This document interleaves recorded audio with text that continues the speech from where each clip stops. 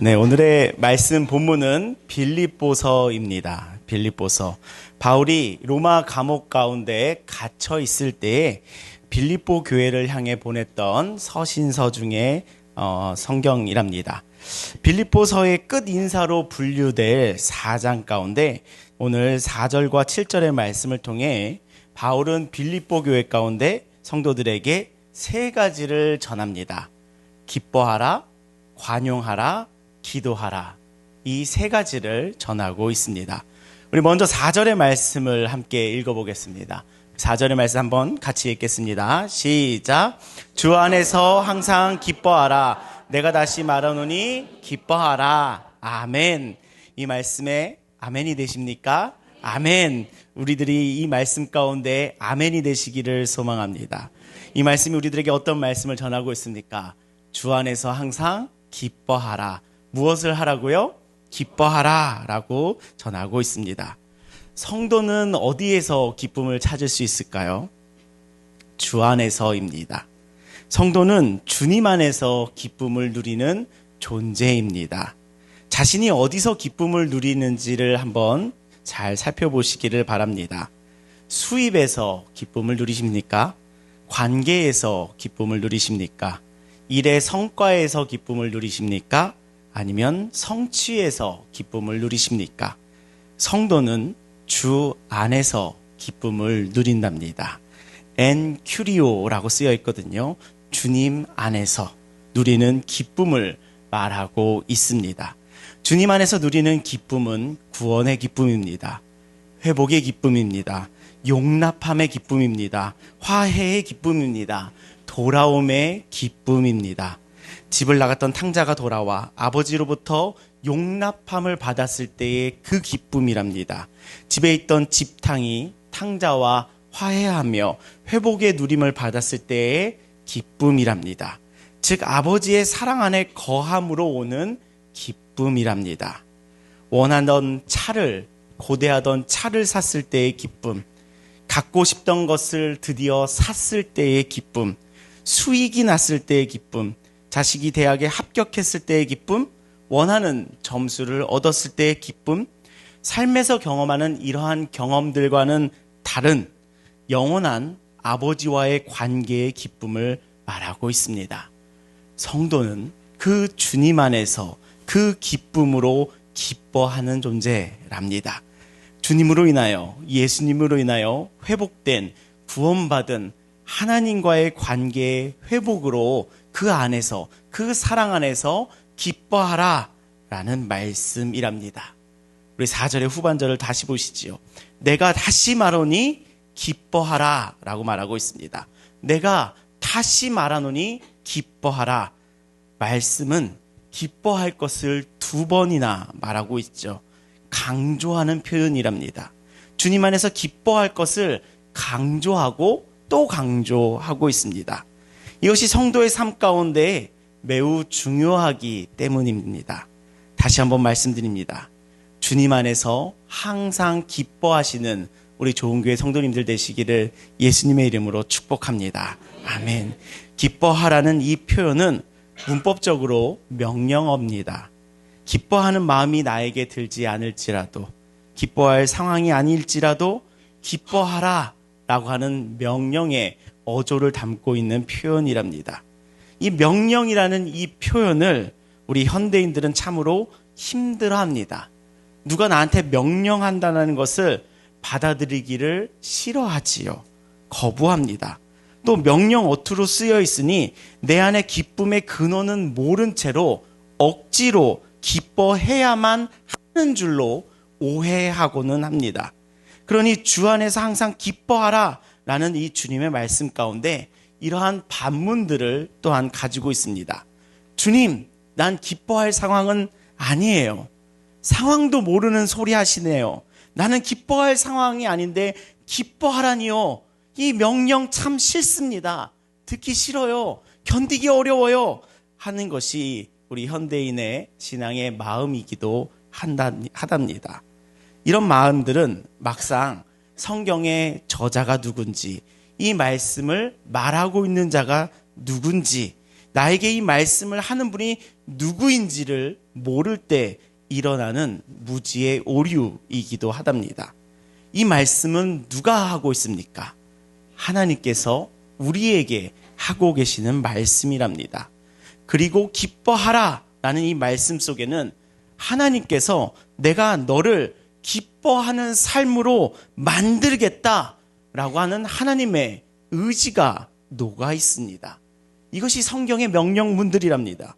내가 너를 기쁨의 삶으로 인도하겠다라는 그 하나님의 마음이 녹아 있는 것이 주 안에서 항상 기뻐하라라는 그 명령 안에 녹아 있습니다. 하나님께서는 우리의 기쁨의 삶으로 인도하시겠다라는 마음의 의지와 확신과 능력이 있으시니 우리에게 기뻐하라라는 말씀을 하실 수 있는 것이랍니다. 억지로 기뻐해야 하는구나 라는 단순 복종을 요구하는 명령으로 성경을 읽는 것이 아니라 누가 기뻐하라고 말하고 있는지, 내게 기뻐하라고 누가 말씀하고 계신지 그 누구를 붙잡으시기를 소망합니다. 하나님께서 내게 말씀하고 계신 거랍니다.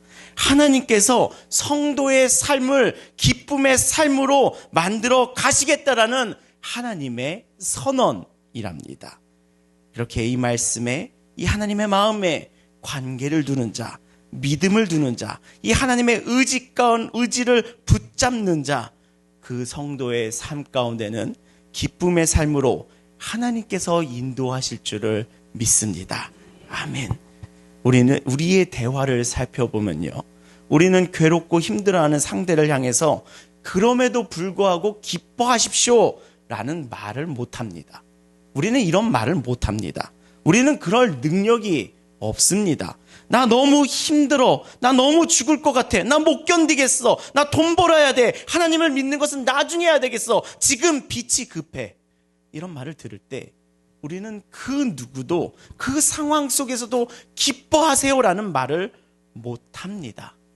우리는 그 말을 들을 때 아, 그렇구나. 그런 상황이구나. 이해가 가. 그래. 그래야지. 힘내. 라고 하는 말이 전부인 것이 우리 사람의 말이랍니다.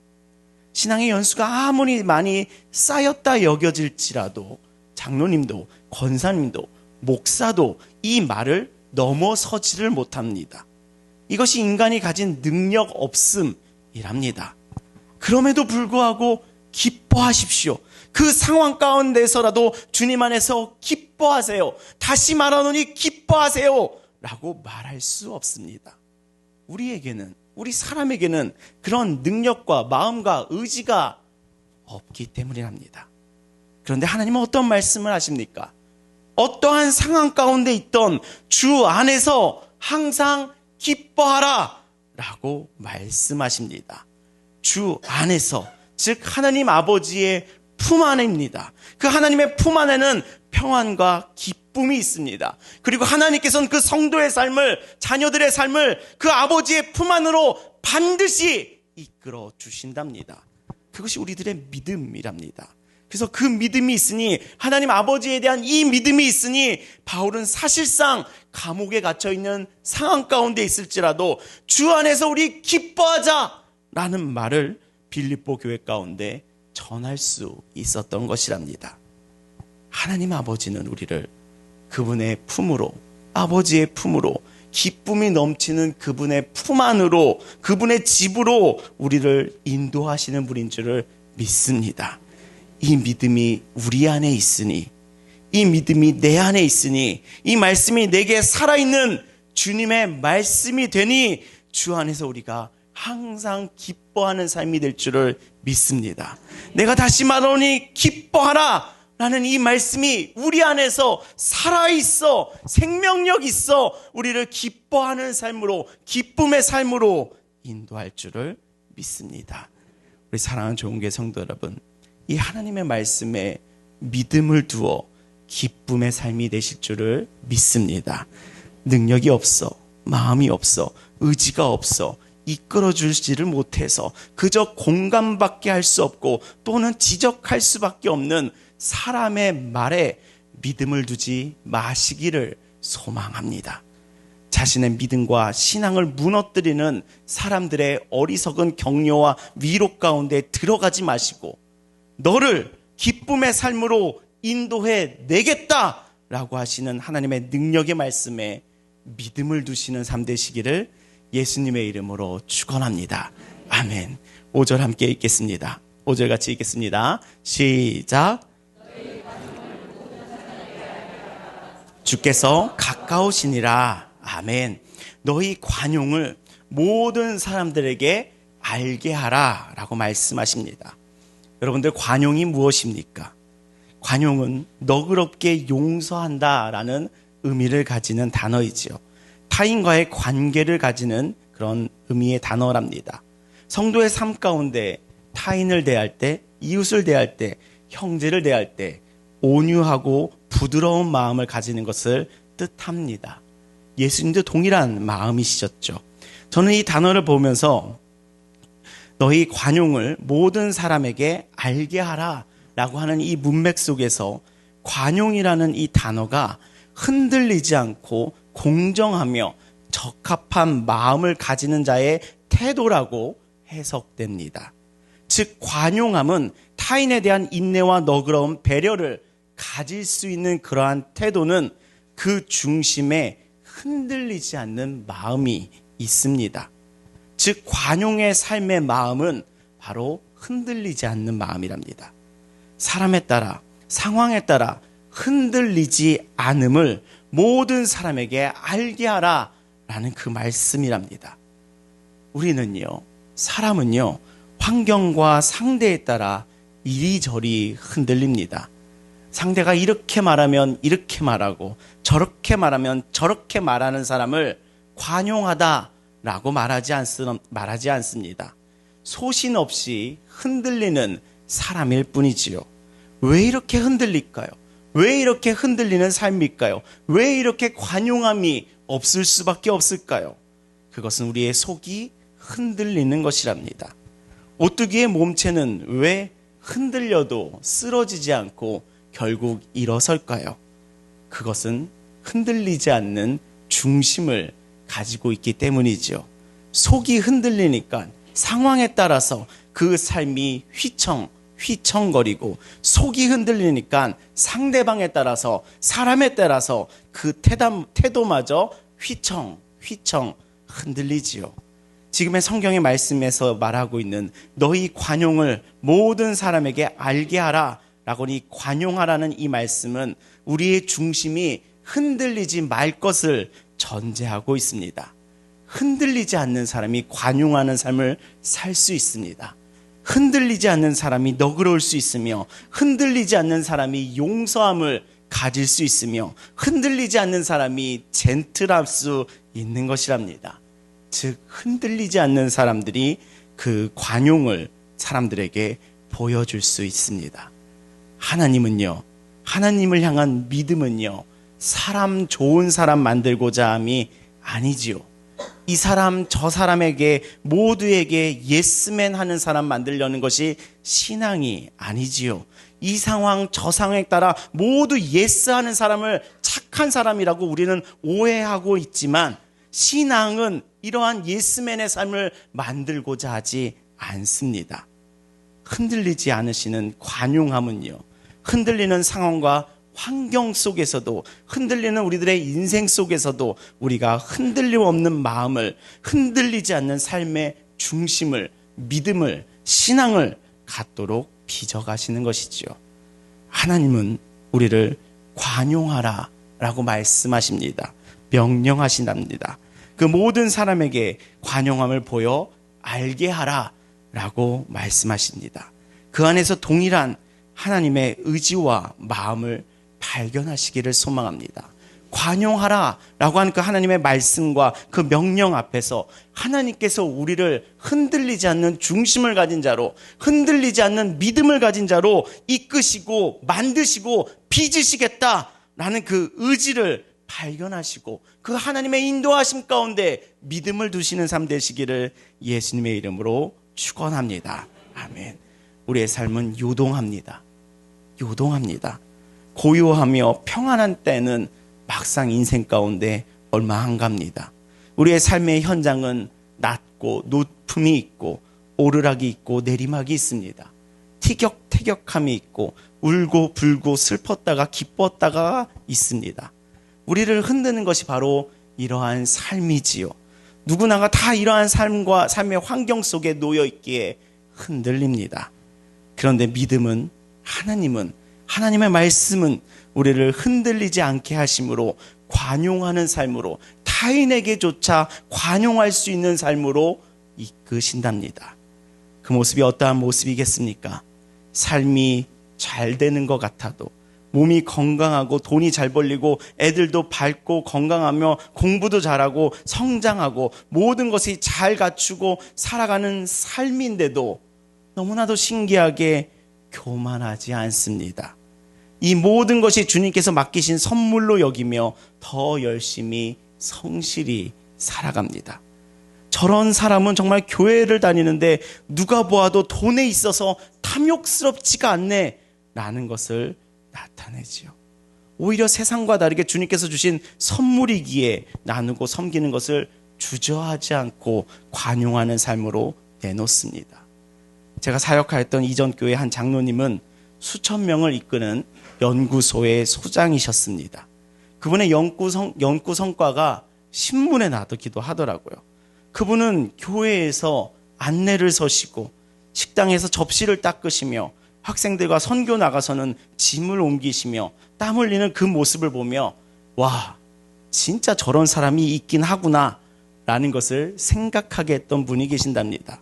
그분의 성품과 신앙으로 인해 그 연구소의 많은 연구진들이 교회로 돌아오며 회심하며 믿음의 삶으로 나아가시더라고요. 이러한 삶이랍니다. 너의 관용을 모든 사람에게 알게 하라. 그 삶을 그렇게 살아가시더라고요. 물론 이러한 삶은 우리 주변에서는 쉽게 볼 수는 없습니다. 오히려 반대의 케이스가 훨씬 더 많지요. 늘 엎어지고 늘 깨지고 망가지고 힘듭니다. 이러한 케이스는 별로 없어요. 사실 하루하루가 힘겹거든요. 견디고 버티고 버티는 삶이 더 많거든요. 욥과 같은 삶이죠. 욥과 같이 최악으로 치닫고 있는 사람의 믿음을 가진 자들이 더 많습니다. 그런데 그런 상황 가운데 있어서도 오히려 끄떡없이 하나님을 섬기며 이웃을 섬기는 것을 주저하지 않습니다. 누가 보아도 저 사람은 참 어려운데 저 사람의 삶을 보니 삶의 기준이 물질이 있고 없음에 있는 것이 아니구나 라는 것을 느끼게 합니다. 이것이 성도의 신비의 삶이랍니다. 주변 누가 봐도 저 사람 대체 어디서 저런 삶의 힘을 얻는 것이지, 저렇게 살아도 저렇게 섬길 수가 있는 것이지, 저렇게 힘들어도 저렇게 섬길 수 있는 것이지, 대체 무슨 힘으로 흔들리지 않고 그렇게 살아갈 수가 있는 것이지 라는 신비함을 드러내는 영성이 바로 성도의 관용함이랍니다. 이러한 성도의 흔들리지 않는 삶은 어디서 올까요? 우리 5절의 말씀 다시 한번 읽어보겠습니다. 같이 읽겠습니다. 시작. 너희 관용을 주께서 가까우시니라. 아멘.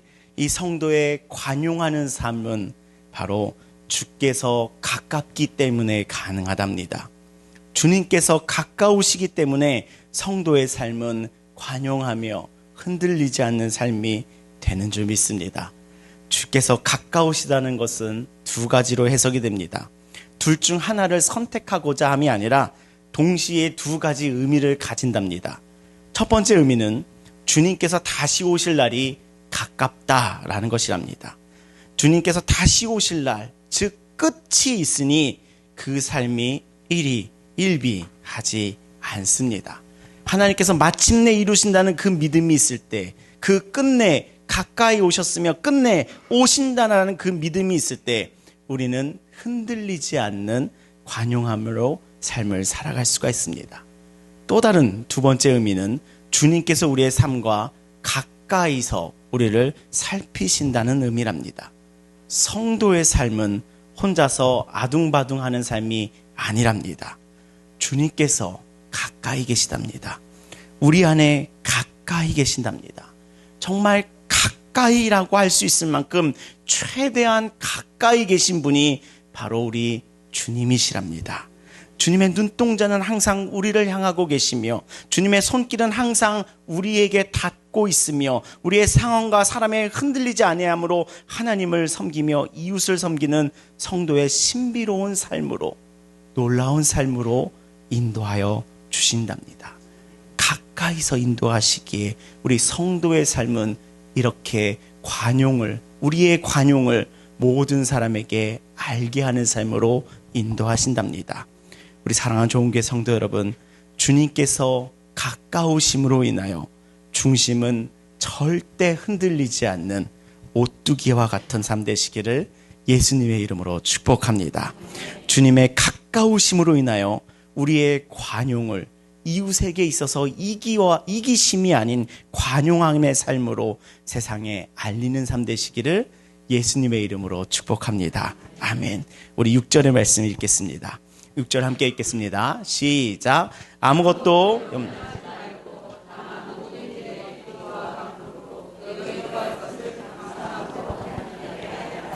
아멘. 이 말씀이 우리들에게 어떠한 삶을 도전하고 있습니까? 세 번째는 아무것도 염려하지 말고 무엇을 하라고 합니까? 모든 일에 기도와 간구하라 라고 말씀하고 있습니다. 이 기도하는 삶에는 전제가 있습니다. 그것은 염려하지 말고입니다. 우리의 마음은 좋은 일과 나쁜 일이 있다면 어디에 마음이 쏠립니까? 늘 나쁜 일에 마음이 쏠립니다.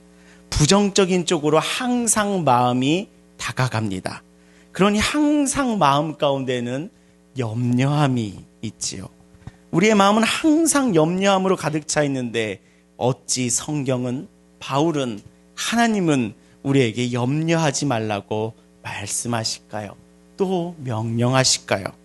그것은 염려한다고 우리의 키가 한 자도 자라지 않기 때문입니다. 제가 키를 걱정했으면 이미 180이 넘었을 것이랍니다. 염려한들 제 키는 항상 170에 머물러 있지요. 씨를 뿌리지 않고 씨를 뿌리면 꽃이 필까? 자라긴 할까? 열매는 맺을 수 있을까?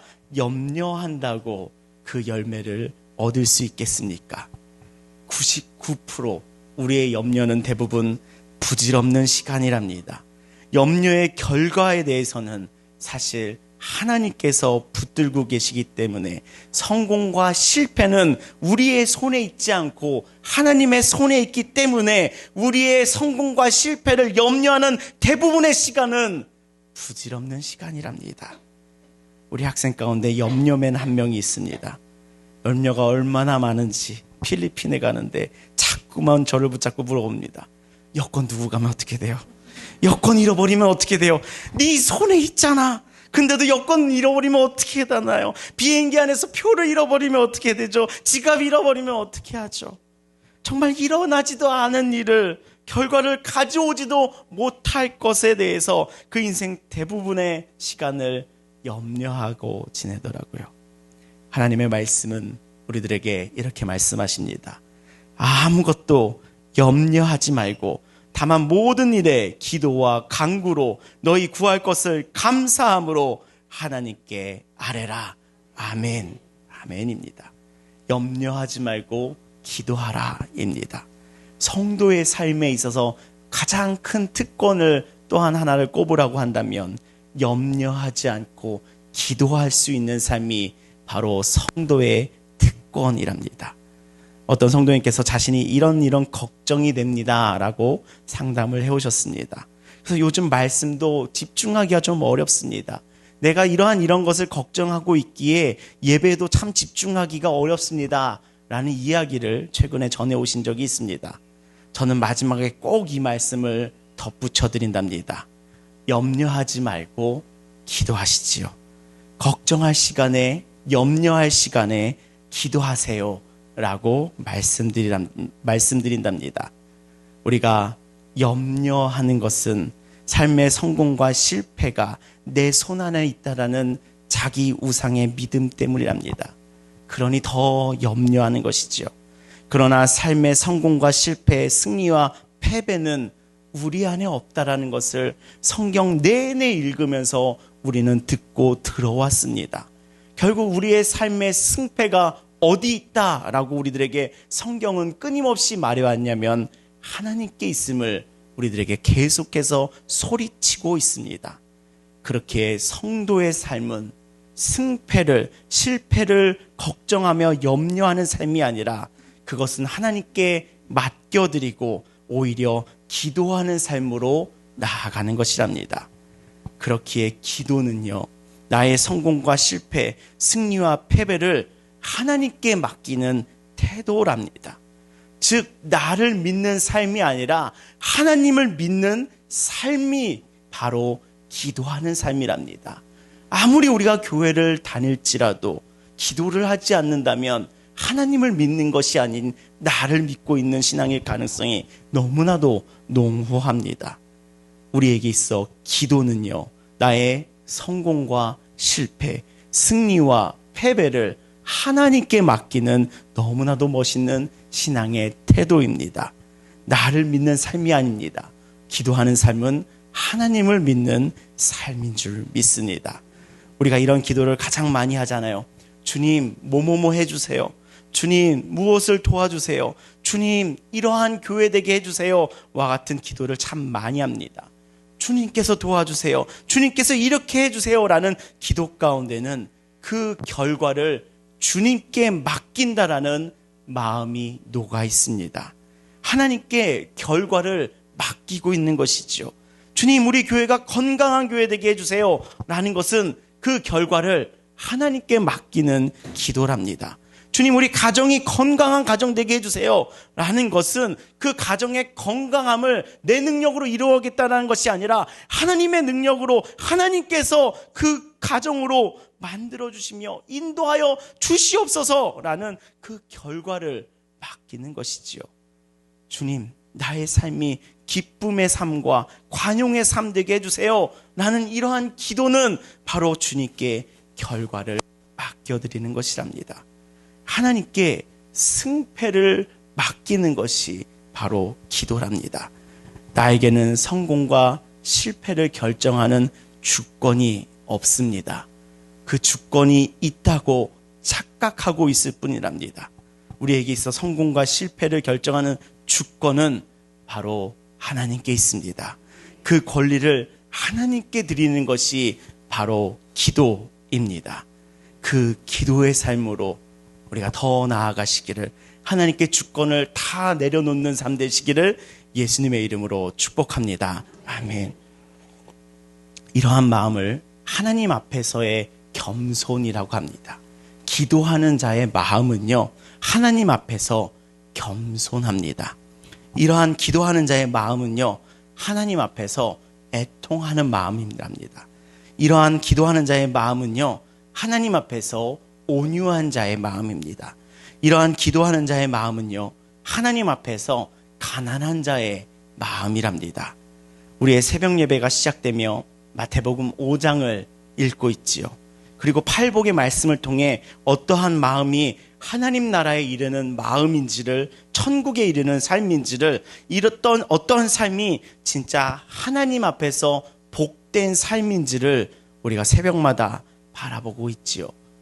예수님께서 말씀하시는 복은 세상에서 우리가 익히 들어 알고 있는 복과는 정말 다르지요. 교만과 불인과 권세가 아니라 겸손과 온유와 애통함과 낮은 마음이라고 말씀하십니다. 그렇기에 기도는, 기도를 통해 하나님 앞에서 갖게 되는 그 마음은 겸손의 마음, 애통하는 마음, 온유한 마음, 가난한 그 마음은 우리를 하나님 나라의 복된 삶으로 인도하는 능력이 있습니다. 우리를 하나님 나라의 복된 삶으로 인도하는 믿음의 통로가 바로 기도랍니다. 우리 사랑하는 좋은교 성도 여러분, 이 기도를 통해 하나님께 맡기는 복된 삶 되시기를 예수님의 이름으로 축복합니다. 기도를 통해 하나님 앞에서 겸손한 마음을 얻는 복된 삶 되시기를 예수님의 이름으로 축복합니다. 기도를 통해 하나님 앞에서 애통하는 마음을 얻는 복된 삶 되시기를 예수님의 이름으로 축복합니다. 기도를 통해 하나님 앞에서 가난한 자의 마음을 얻게 되는 복된 삶 되시기를 예수님의 이름으로 축복합니다. 기도를 통해 하나님 나라의 복된 삶 되시기를 예수님의 이름으로 축복합니다. 아멘. 이러한 기도하는 삶에는 하나님께서 어떠한 약속을 주실까요? 우리 7절 같이 읽겠습니다. 7절 같이 읽겠습니다. 시작. 그리스도 예수 안에서 너희 마음과 생각을 지키시리라. 아멘. 그리하면으로 시작하고 있습니다. 그리하면 모든 지각에 뛰어난 하나님의 평강이, 하나님의 샬롬이 그리스도 예수 안에서 너희의 마음과 생각을 지키시리라. 아멘. 염려하기보다 기도하는 우리의 삶에는 하나님의 평강이 우리의 마음과 생각을 지켜주십니다.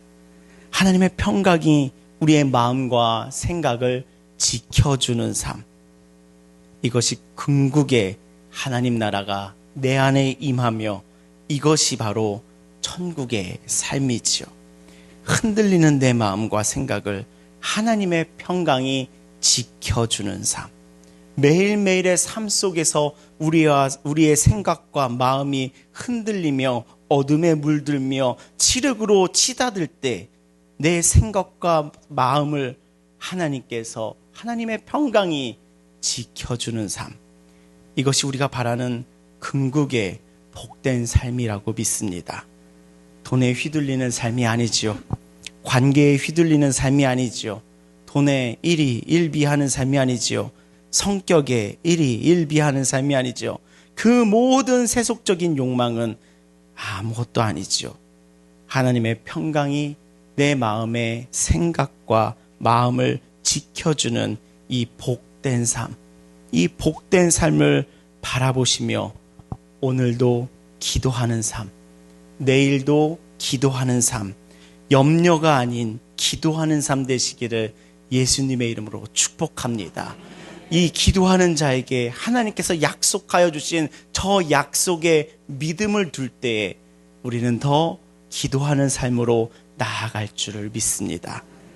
오늘도 기도하는 삶, 내일도 기도하는 삶, 염려하기보다 기도하는 삶 되시기를 예수님의 이름으로 축복합니다. 아멘. 우리 사랑하는 좋은교회 성도 여러분, 이 하나님의 약속을 바라보면서 기도의 자리를 찾고 기도의 자리를 사모하며 기도의 자리로 나아가는 여러분들 되시기를 예수님의 이름으로 축복합니다. 아멘. 감동받는 사람과 은혜 받는 사람은 이 순간 나눈답니다. 감동받음은 여기까지입니다. 그러나 은혜 받음은 자리에 앉아서 끝나지 않습니다. 우리는 감동과 은혜를 혼동해서 생각을 합니다. 그래서 감동받은 것을 은혜 받은 것이라고 오해하며 착각도 합니다. 은혜 받음은 내가 그 삶으로 살아가겠다라는 그 힘을 얻는 것이 바로 은혜 받음이랍니다. 여러분들의 삶이, 여러분들의 시간이, 여러분들의 삶의 현장에서 실제 기도하는 삶으로 나아가시기를 예수님의 이름으로 축원합니다. 감동해서 멈추는 것이 아니라, 감동하고 돌아가서 똑같이 살아가는 것이 아니라 내 삶을 하나님의 말씀 가운데로, 그 기도하는 삶 가운데로 더 이끌어내며 실제적인 변화를 이끌어낼 수 있는 은혜를 힘입어 여러분들의 삶이 실제 기도하는 삶으로 나아가시기를 예수님의 이름으로 축복합니다. 아멘. 기도가 없는 삶에서, 기도의 자리를 회피하는 삶에서, 기도했다 혼자서 착각하는 삶에서, 기도하는 마음을 가졌다라며 스스로 오해하던 삶에서 돌이켜서 기도의 자리를 찾아가고 기도의 자리에서 무릎을 꿇으며 기도하는 삶으로 나아가시기를 예수님의 이름으로 축원합니다. 기도를 위하여 시간을 쓰시기 바랍니다. 기도를 위하여 목소리를 쓰시기 바랍니다. 기도를 위하여 공간을 찾아가시기를 바랍니다. 기도하는 기도가 실체가 되는 삶이 되시기를 예수님의 이름으로 축원합니다. 말씀 듣는 것을 즐겨하는 삶에서 멈추시면 아무것도 아니게 된답니다. 말씀을 즐겨 들었다면 그 말씀을 붙들고 무릎을 꿇으며 기도를 하며 시간을 쓰며 목소리를 쓰며 기도를 실제적으로 하는 삶 되시기를 예수님의 이름으로 축복합니다. 그 삶에 하나님 나라가 임하는 놀라운 은혜를 경험할 줄을 믿습니다. 하나님의 평강이 그리스도 예수 안에서 나의 마음과 생각을 지킴을 받는 복된 삶 되시기를 예수님의 이름으로 축복합니다. 기도하는 여러분들 통해 하나님 나라를 이루는 예수 그리스도의 실체화된 몸, 바로 교회가 우리 교회가 될 줄을 믿습니다. 아멘. 지난 주일에는 교육부서 연합수련회도 잘 마쳤습니다. 교육부서 연합수련회가 지향하는 중요한 지점은 저녁 때에는 부모님도 오셔서 자녀를 위해 함께 기도하는 것을 중요한 목표로 두는 사역이랍니다. 그날 집회를 마치고 돌아가는 부모님들께 인사를 하는데 한 부모님이 이런 말씀을 하시더라고요. 요즘 이렇게 기도하는 교회가 없습니다. 이 한마디가 제 마음에 큰 힘이 되었습니다. 피로와 수고 그리고 사역이 맞춰지기까지의 그 괴로움까지 그 모든 것을 씻어주는 한마디였습니다. 우리 교회가 기도하는 교회지, 기도에 열심히 있는 교회지, 하나님께 칭찬을 받는 기쁨의 순간이었습니다. 우리 사랑하는 좋은교회 성도 여러분, 기도하는 성도들 되시기를 예수님의 이름으로 축복합니다. 모이기를 패하는 게으르고 악한 사람들의 습관과 같이 하지 말고 오직 모이기를 권하며 그날이 가까이 볼수록 모여 기도하는 주님의 귀한 몸된 교회를 이루어 가시기를 예수님의 이름으로 축복합니다. 아멘. 기도하시겠습니다. 살아계신 하나님 아버지, 오늘도 우리들에게 주님의 말씀을 선물하시며 기도하는 삶으로 초대하여 주심에 감사드립니다. 주님, 우리가 어떠한 상황에 있든지 주님 안에서 항상 기뻐하며 흔들림 없는 중심으로 살아가게 하여 주시옵소서. 우리의 연약함과 부족함을 뛰어넘는 기도하는 삶 되게 하사 하나님의 평강을 경험하는 삶으로 우리를 축복하여 주시옵소서. 주님, 특별히 우리의 염려와 두려움을 넘어서게 하여 주시옵소서. 염려함으로 살아가는 것이 아니라 기도함으로 살아감에 주님의 평강을 누리는 복된 삶으로 우리를 인도하여 주시옵소서. 오늘 이 말씀이 내 안에 생명이 되어 우리의 삶이 기도하며 더욱 기쁨과 감사의 삶이 되게 하여 주시옵소서. 우리의 기쁨이, 주님의 기쁨이 가정과 교회와 이웃 가운데 흘러가도록 주님, 우리를 축복하여 주시옵소서. 예수 그리스도의 이름으로 기도합니다.